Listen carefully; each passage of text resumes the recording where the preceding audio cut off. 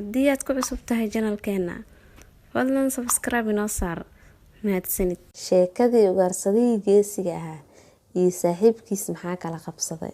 Waa hore tuulo ka tirsan boqortooyadaasi barwaaqada ah waxaa ku noolaan jiray 2 nin oo aad saaxiibo u ah oo lagu kala magacaabi jiray Guure iyo Nageeye. Waxay saaxiibo ahaayeen tan iyo waagii caruurnimadooda.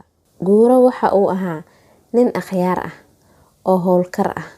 Waxa uu aadi jiray dhulka keynta ah si uu u soo gurto qoryo isla markaana uu u ugaarsado.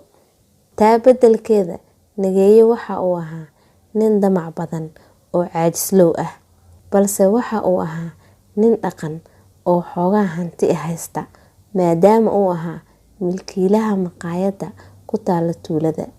Xilligaasi waxaa jiray xayawaan la yiraahdo dragon oo afka ka sii daayay holac oo ku noolaa dhulka buuraha ah ee ku hareeraysan tuulada. Dragonkii ayaa yiri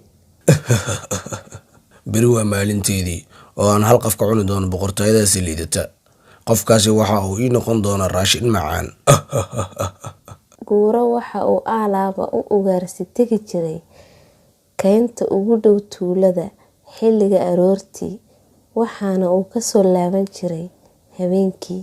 Sidaasi daraaddeed waxba kalama soconin xogta ku saabsan bahalka dragonka la yiraahdo ee dad cunka ah. Habeenkaasi saaxiibkiis Nageeye ayuu doorka ku yimid isagoo loo keenay warqad ka timid boqortooyada loona sheegay in dragonka uu isaga cuni doono caawa.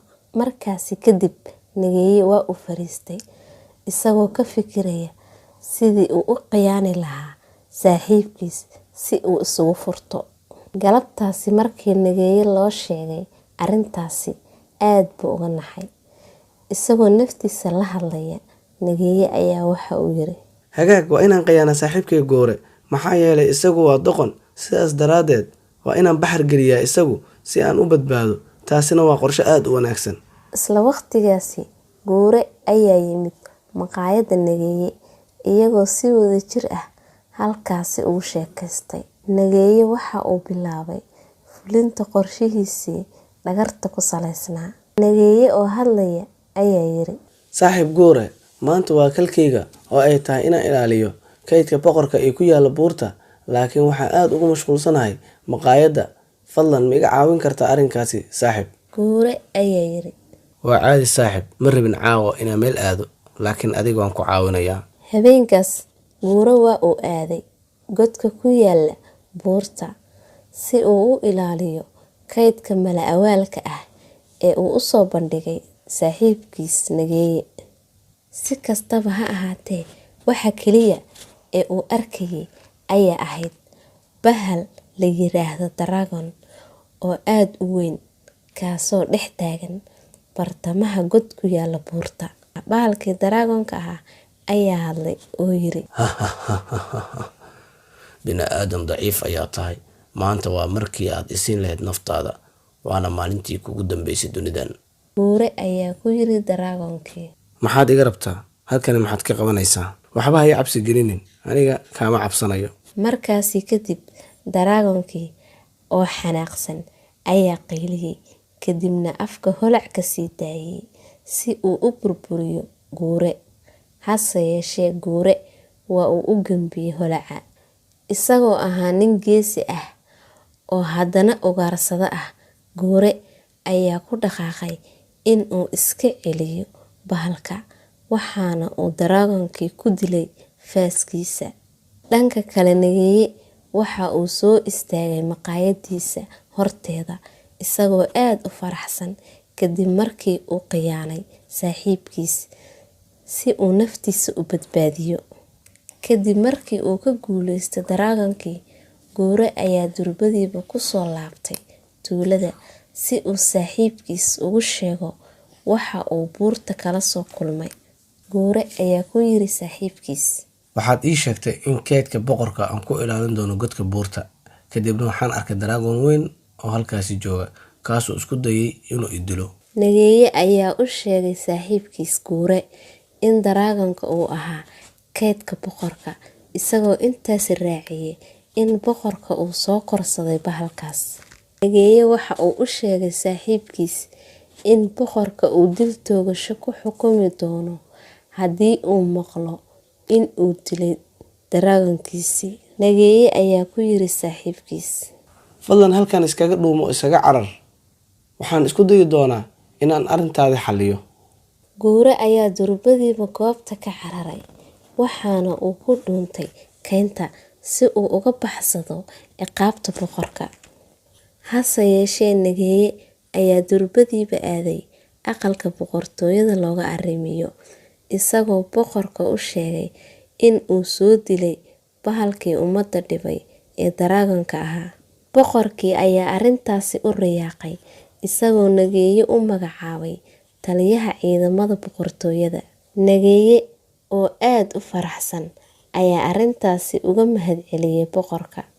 Maalin maalmaha ka mid ah, xilli ay amiiradda boqorka uu dhalay ay ku dhex lugeynaysay beerta, ayaa waxaa si lama filaan ah u dafay gorgor weyn.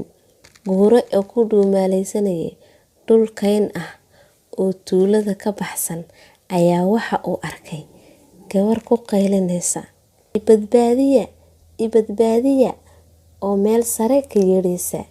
Guure oo arkay gorgor soo dafay gabar ayaa durbadiiba la baxay qaansadiisa iyo fallaartiisa, waxaana uu ka toogtay gorgorkii garabka. Nasiib darrose, gorgorkii fallaartii waa uu iska bixiyay, waxaana uu sii watay duulimaadkiisii.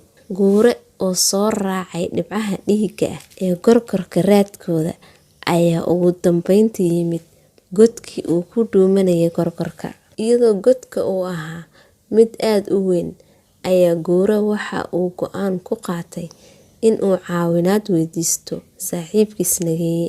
Hase yeeshee boqorkii oo aad uga xanaaqay afduubka gabadhiisa ee gorgorka ayaa dalbaday kulan degdeg ah oo uu la qaato Nageeye, taliyaha ciidanka boqortooyada. Boqorkii ayaa yiri, amiiradda waxaa afduubtay gorgor, sidaas daraaddeed waa inaad gabadhayda ii soo celisaa wax kasta ay kugu qaadataba. Haddii aad ku fashilantana waa in aad is casishaa. Nageeye ayaa arrintaasi aad uga murugooday, balse si kadisa ayaa wax uu arkay saaxiibkiis Guure oo soo socda. Nageeye waxa uu weydiiyey saaxiibkiis sababta uu tuulada ugu soo noqday, isagoo intaasi ku daray in boqorka uu raadinayo. Guure ayaa isna hadalka qaatay oo u sheegay saaxiibkiis in uu arkay gorgor soo dafay gabadh dhalinyaro ah, isagoo ka codsaday saaxiibkiis in uu ka caawiyo soo badbaadinta gabadhaasi. waan soo badbaadin karnaa gabadha godka ku jirta oo u haysta gorgorka. Keliya waxaan kaaga baahanahay inaad ii soo tuurto xariga oo labadeena naga soo saarto godka. Isagoo dhagartiisa hoosta ka wata, Nageeye waxa uu raacay saaxiibkiis Guure si ay gabadha u soo badbaadiyaan. Markii ay soo gaadheen afaafka hore ee godka, Guure ayaa galay godka si uu ula dagaalamo gorgorka, gabadhana u soo badbaadiyo, halka Nageeye uu ka istaagay bannaanka. Guure ayaa ku yiri saaxiibkiis, Bannaankii ugu sug, markaan ku dhaho soo tuur xariga, kadibna kor u jiid. Nageeye ayaa isna yiri, Guurow, waxba ha ka walwalin, aniga ayaa halkan u joogo inaan ku caawiyo. Markii uu galay godka ayaa waxa uu arkay amiiradii oo ku xiran bir adag, iyadoo halkaasina uu taagan yahay gorgorkii weynaa. Guure ayaa durbadiiba dagaal xooggan la galay gorgorkii, ugu dambeyntiina halkaasi uga guuleystay, isagoo durbadiiba ka takhalusay. Markaasi kadib, Guure ayaa faaska u isticmaalay in uu ku furo birta ay ku xiran tahay amiiradda, isagoo bannaanka u soo saaray. Guure ayaa u sheegay amiiradda in aysan cabsanin, maadaama uu isagu u yimid in uu badbaadiyo oo keliya. Kadib afduubkii gorgorka, amiiradii afkii ayaa juuqda gabay, naxdin iyo shoog dartiis. Guure ayaa ka codsaday saaxiibkiis Nageeye in uu gabadha kor u qaado. Nageeye hadalkaasi markii uu maqlay ayaa durbadiiba waxa uu soo tuuray xarigii. Guure ayaa xariga dhexda uga xiray amiiradda, kadibna godkii ayaa sidaasi looga saaray.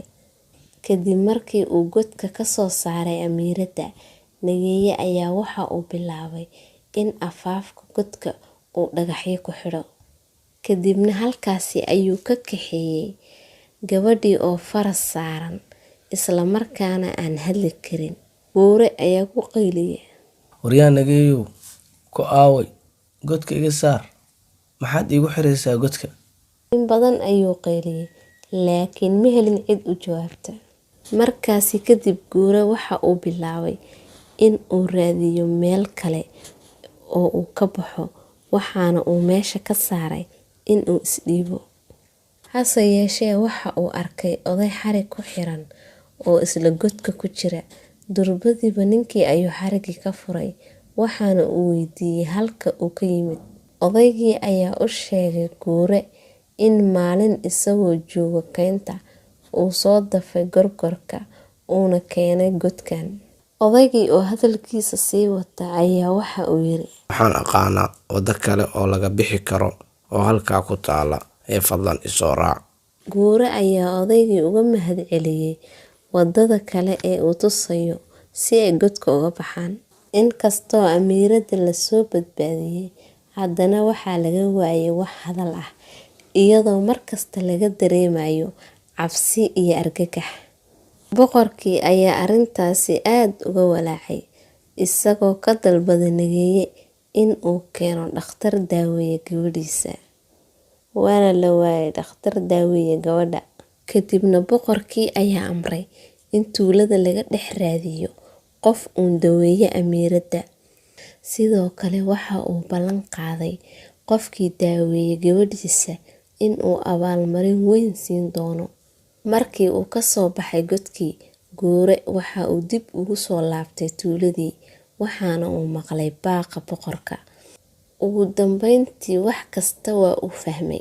Isagoo naftiisa la hadlaya ayaa waxa uu yiri, godka ayuu ugu xayiray, kadibna waxa uu iska dhigay qof soo badbaadiyay amiiradda.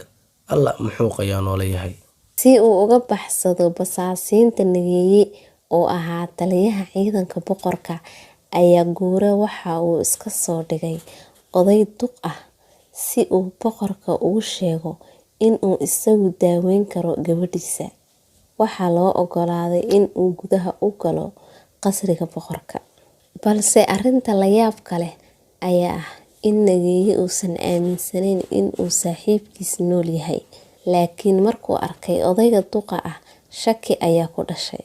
Guure ayaa bilaabay in uu iska qaado maaskarada, waxaana uu ku yiri boqorka, mudana boqor, aniga waxaan ahay Guure, ninkii ugaarsadaha ahaa.